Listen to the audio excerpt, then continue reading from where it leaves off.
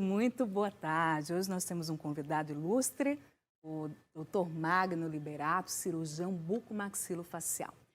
Por que ele veio aqui? Vocês sabem aqueles problemas na articulação do maxilar? Vocês bem conhecem, né? Chegam no consultório falando, doutor, eu tenho estalo na minha articulação do maxilar, eu tenho dor, não é isso? Então é disso que nós vamos falar. Mas antes, é interessante falar um pouquinho o que é a articulação temporomandibular, doutor Magno. Perfeito. Primeiro de tudo, muito obrigado, Fran. Eu chamo de Fran, que já é minha amiga, já, né? Parceira, né? Parceira de trabalho já. E é interessante porque a gente recebe muitos pacientes de vocês também, da neurologia, e a gente caminha muito também porque são áreas muito próximas, né? A região da articulação com a parte cerebral, elas são muito correlacionadas. Então, é importante a gente entender até onde vai o limite de cada profissional para levar o bem-estar para o paciente, né? Sem dúvida, a gente tem um conjunto de nervinhos que passam aí próximo a essa articulação e quando dá problema nelas, esses nervos ficam excitados, ficam estressados e acabam liberando mediadores aí de dor, né? Mensageiros de dor e gerando os problemas também. Está aí o entrelaça, né? A neurologia e a bucomaxilofacial, por isso que eu trouxe ele aqui no quadro Entendendo o Cérebro, né? Show! A articulação em si, né, temporomandibular, ela leva essa sigla, né, ATM, justamente por conta da função que ela faz. Ela articula a região temporal com a mandíbula. E aí, ela é uma articulação que ela é a única articulação móvel do rosto, que faz com que todas as nossas funções da mandíbula, falar, sorrir, mastigar, rir, bocejar, bochechar, tudo que a gente faz com a mandíbula, só esse bate-papo aqui, a gente acaba movendo ela e trabalhando com ela. Então, a gente, se usar dela demais, pode acontecer alguns probleminhas que a gente vai comentar. Usada demais, usada de forma errada, né? Movimentos excessivos ou anormais, né? Isso pode gerar problemas nela. E interessante, vai aparecer a figurinha aí para vocês também, e em relação à mastigação, nós temos uma musculatura, músculos que auxiliam na mastigação.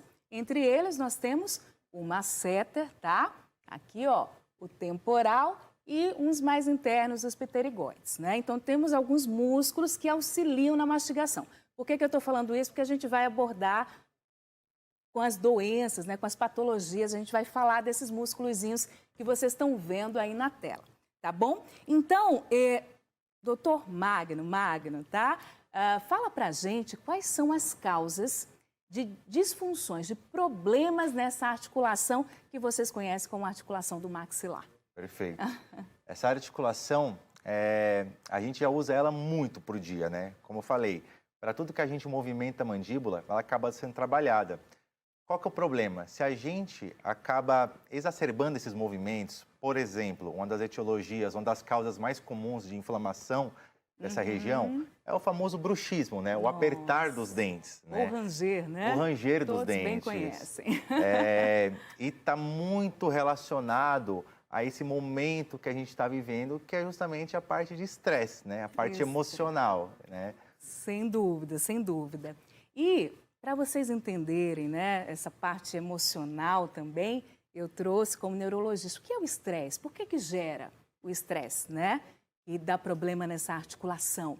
Então, de uma forma fácil, eu trouxe um circuito que está aí na telinha. Vocês têm a parte cerebral, que está aí desenhada, tá? Quando a gente tem uma situação de estresse, ou então tomar decisões importantes, ou perigo, né, que nos leva àquela sensação, necessidade de fuga ou de luta, né? Nós temos o nosso sistema nervoso que vai lá e lança um mensageiro chamado adrenalina.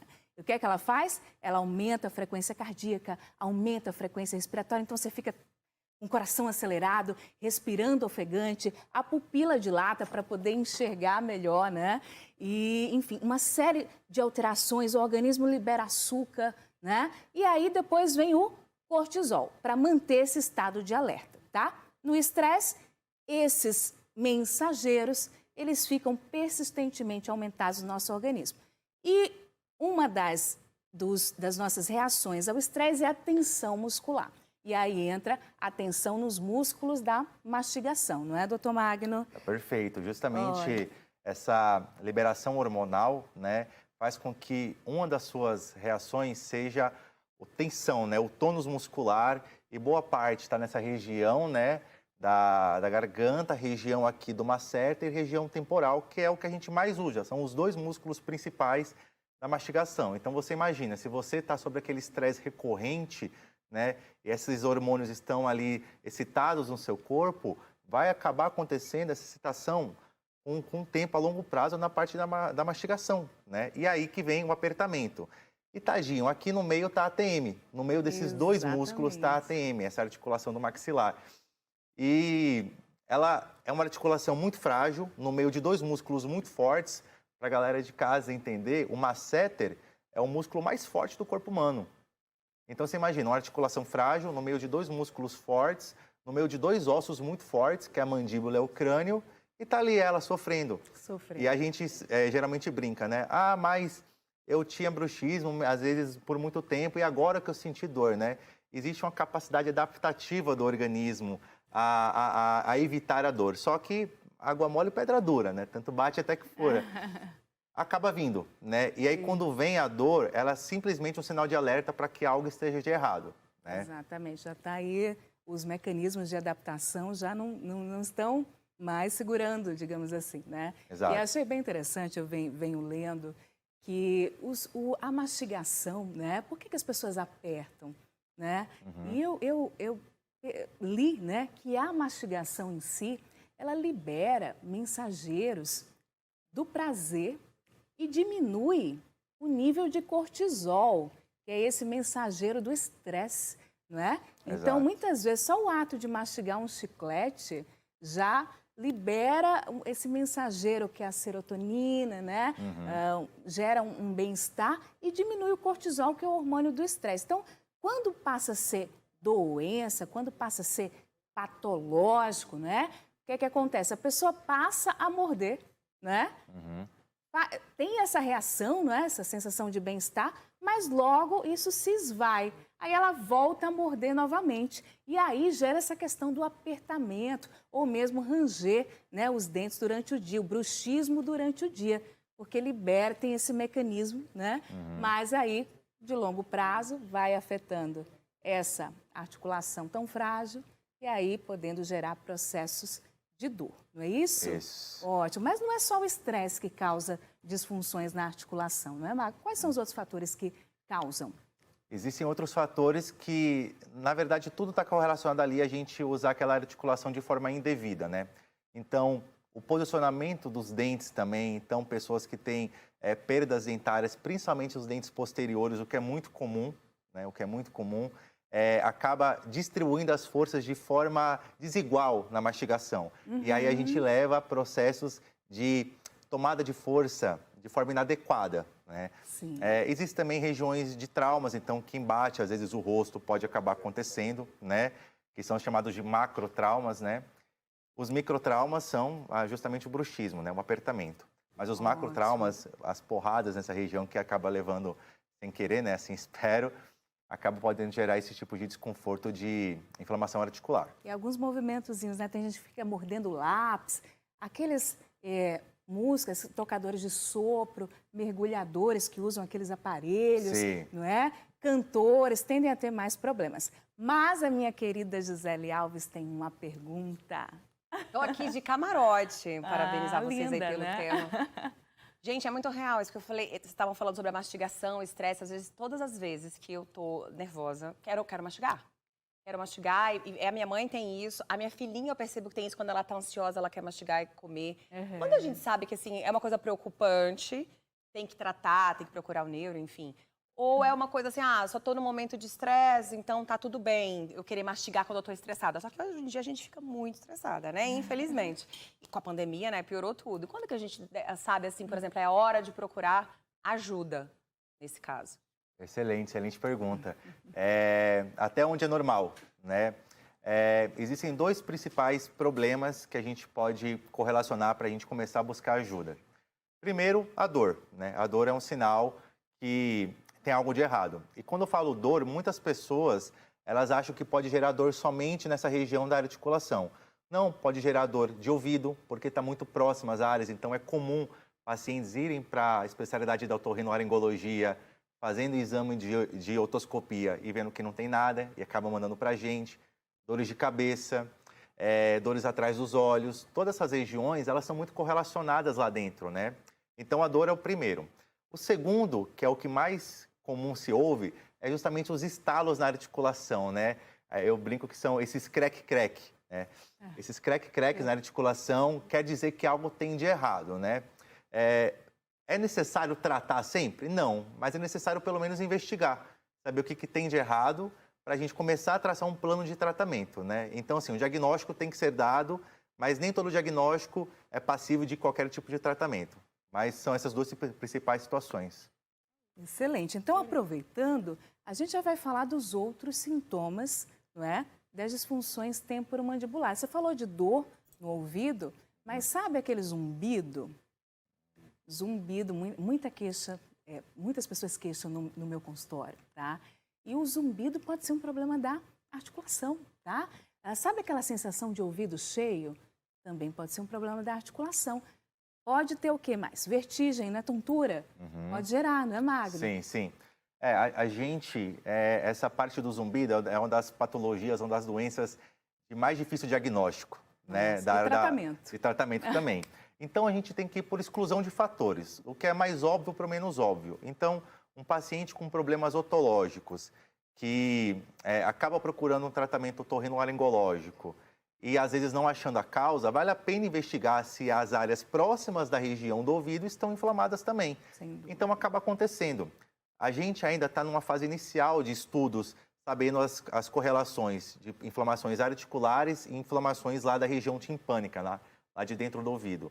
Eu creio que com o avançar das tecnologias de exames de imagem, tomografia, ressonância, a gente acaba achando. Mas já existe alguns canais ali, algumas fissuras chamadas, é uma fissura petrotimpânica, que é uma fissura que vai lá da articulação para o conduto, para a cavidade timpânica, que pode estar levando inflamação.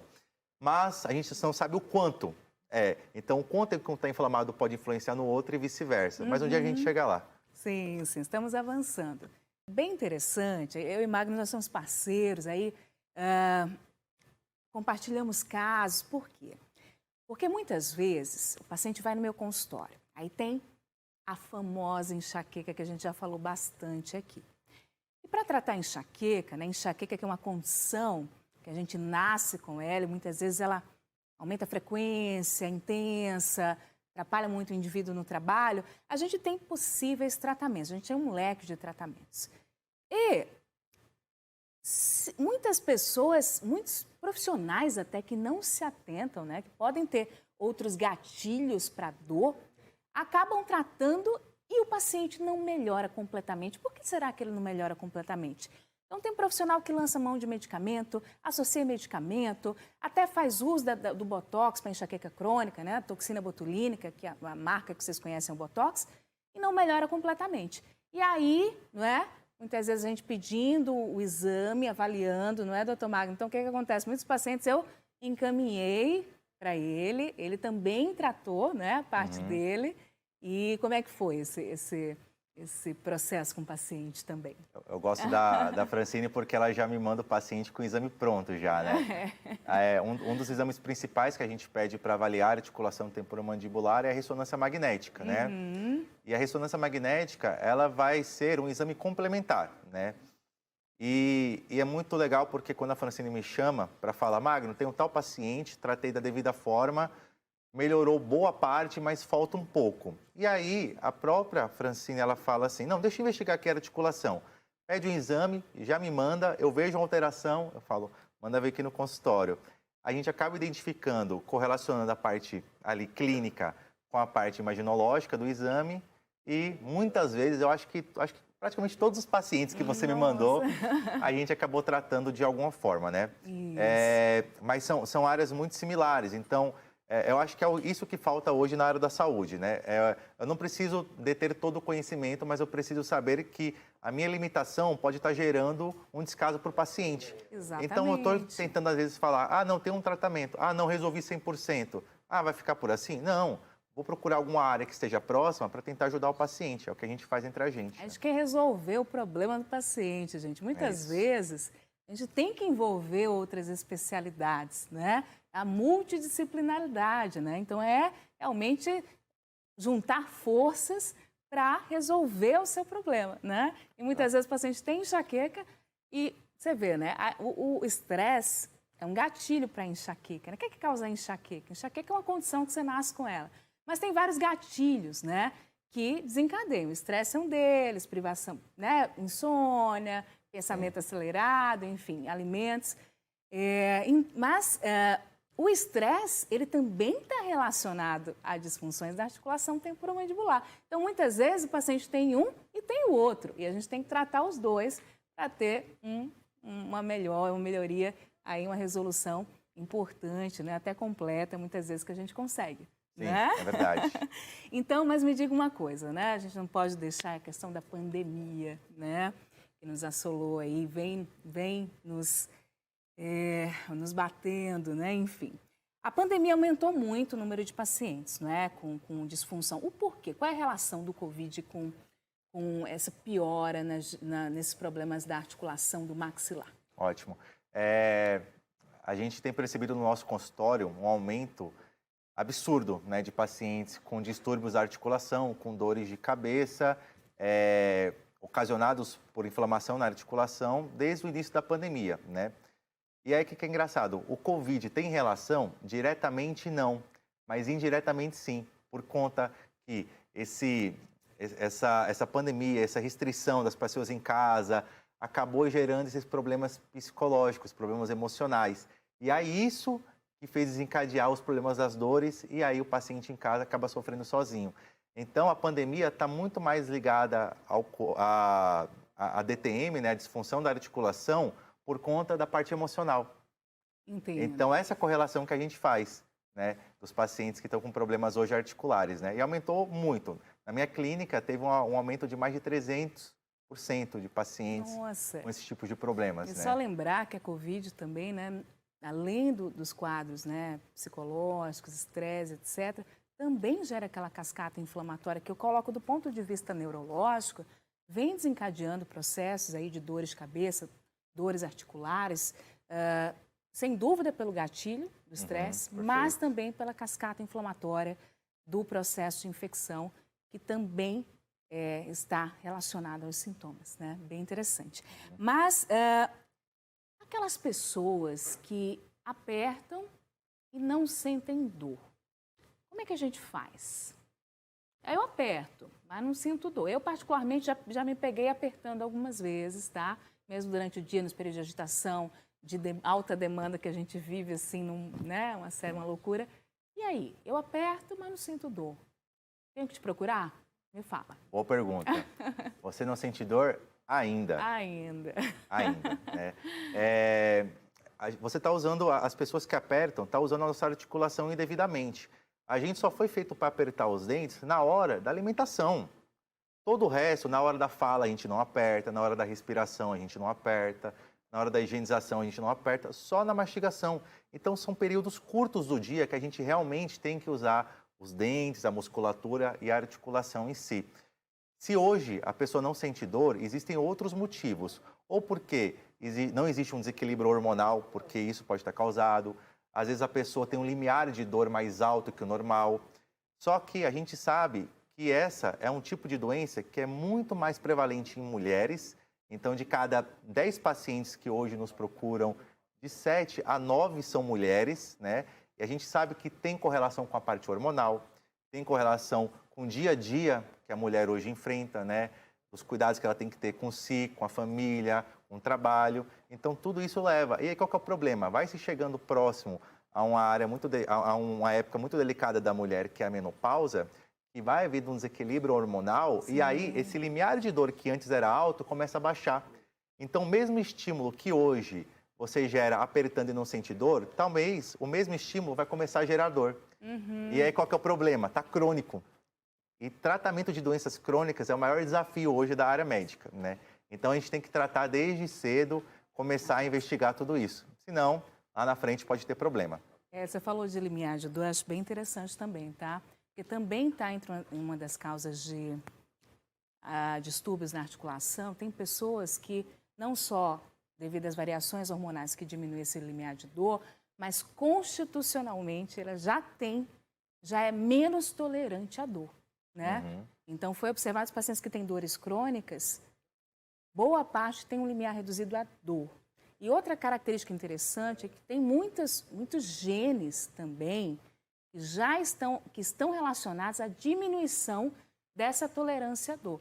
Então tem pessoas que constitucionalmente já têm um limiar de dor reduzido, aquele sininho para a gente, para vir a dor, a gente consegue alcançar mais fácil, vamos dizer assim. Muitas vezes é constitucional, Sim, não é? é normal as pessoas falarem isso. Ah, eu sou mais resistente à dor, eu sou mais fraco à dor. Está muito ligado a essa parte genética também. Outra coisa, o tratamento do Botox pode ser indicado, mas sempre se indica ou não? Como é que acontece? Tem outros tratamentos, tá? E já eu quero ver um videozinho ali no VT, viu? Depois você me responder essa pergunta. Olha, o Botox, ele é usado de forma muito banal, né? Que é a toxina botulínica. Ela é um dos tratamentos, só que ela não deve ser o de primeira linha, só em casos muito específicos. Mas o Botox, a gente quer o quê? A função dele? Paralisar a parte da musculatura mastigatória, né? Para começar a deixar aquela região mais relaxada. Só que existem outras formas de fazer isso, né? Existem outros tratamentos que a gente vai falar um pouco mais para frente.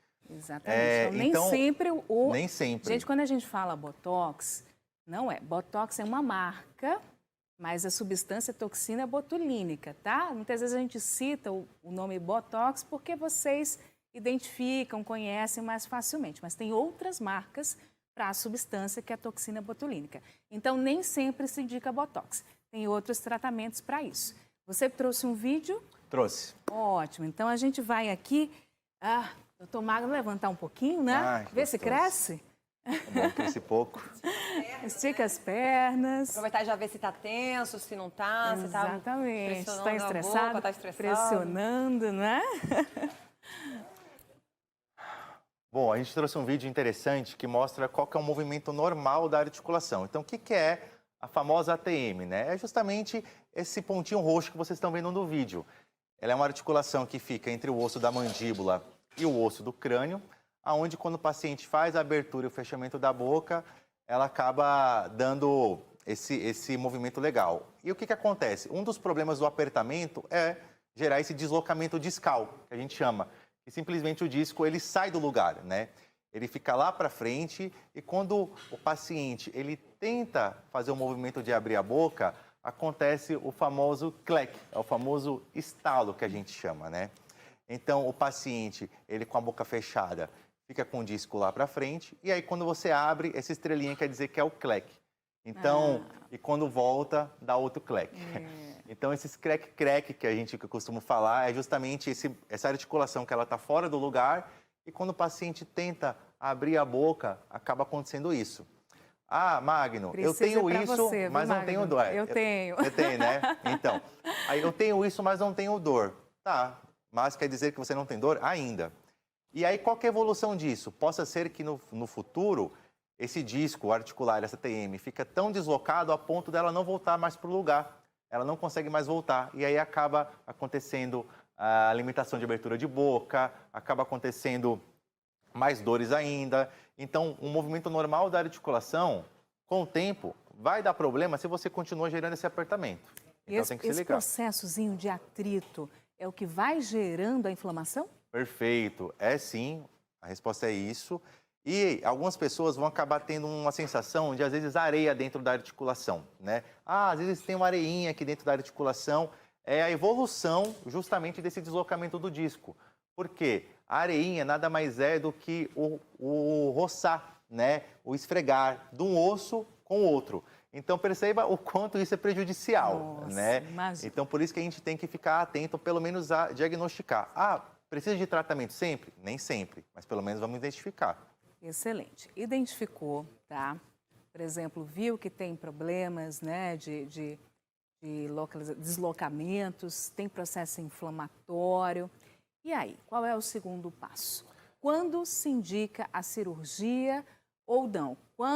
O que é que antes você faz até chegar à cirurgia? Eu quero saber esses passos que você faz para o tratamento de um paciente. Maravilha. Vamos supor um processo inflamatório importante. Perfeito. A cirurgia, deixa eu tranquilizar o pessoal, é o último dos passos, né? Então, assim, 100% dos pacientes que têm algum tipo de distúrbio da articulação, só 5% acabam indo para a cirurgia. Então, a casuística baixa, né?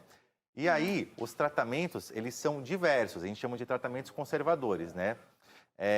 Os tratamentos, eles primeiro, identificado o problema, a gente pode começar com o uso da placa de mordida, então é muito comum. Muito comum, né? O que é esse dispositivo? É um dispositivo interoclusal que vai ter algumas funções, né? Vai ter a função de equilibrar a sua mastigação, vai ter uma função de deixar os seus dentes um pouco entreabertos, para que mesmo que você aperte esse osso, não fique pressionado contra o crânio.